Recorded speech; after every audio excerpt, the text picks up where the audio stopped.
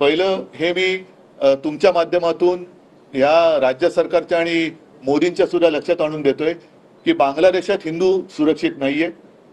माझ्या राज्यामध्ये हिंदूंची मंदिरं पाडली जात आहेत.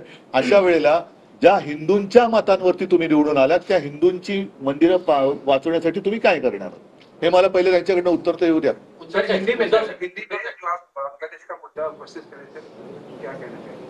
पिछले कुछ दिनों से लगातार हम देखते आए हैं, पढ़ते आ रहे हैं कि बांग्लादेश में हिंदुओं के ऊपर अत्याचार होते जा रहे हैं. खास कर 10-15-20 दिन पहले की एक खबर है जिसमें साफ साफ कहा गया है, लिखा गया है कि वहां का इस्कॉन का मंदिर जलाया गया. वहां के इस्कॉन के जो भी क्या कहते हैं उनको पुजारी प्रमुख है उनको गिरफ्तार किया गया.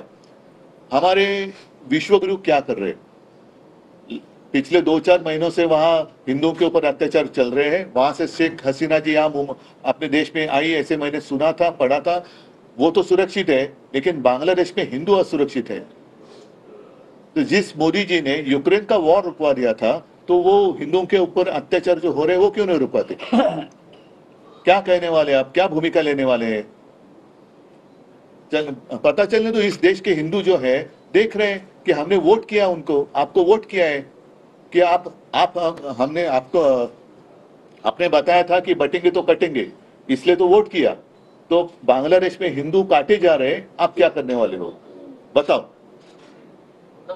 दोन प्रश्न आहेत. एक पहिला प्रश्न तर 23 तारखेला महाराष्ट्राचे निकाल लागले. पहिला शपथविधीला उशीर झाला आणि आता 20 दिवस होत आले.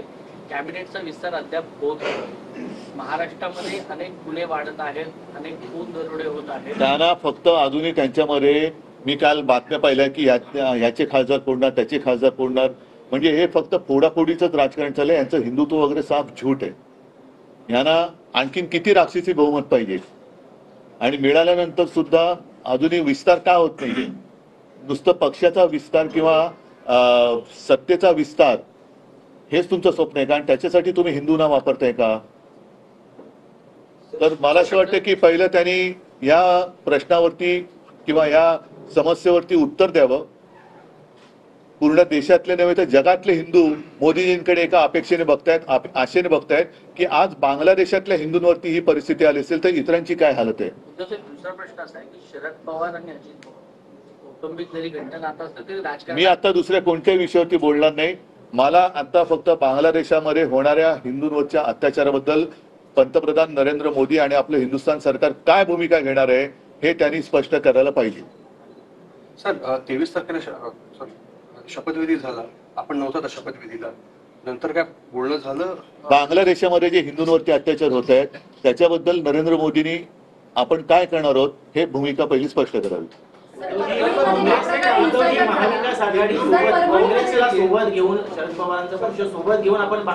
दादर स्टेशनवरचं 80 वर्षापूर्वीचं हनुमान मंदिर ते पाडणार आहेत, त्याच्याबद्दल त्यांनी उत्तर द्यावं. चला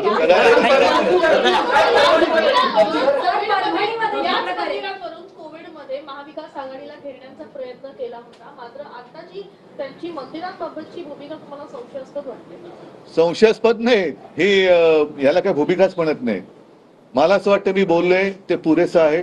त्याच्यावरती त्यांच्याकडनं उत्तर येणं किती अपेक्षा करू याची मला काय आयडिया नाहीये. तर त्यांच्याकडनं जर त्यांच्यात थोडं जरी हिंदुत्व बाकी राहिलं असेल, लाज लज्जा शरम हिंदुत्वावर त्यांच्यात बाकी राहिली असेल, तर भारतीय जनता पक्षाने आणि पंतप्रधानाने बांगलादेशात हिंदूंवरती होणाऱ्या अत्याचाराबद्दल बोलावं.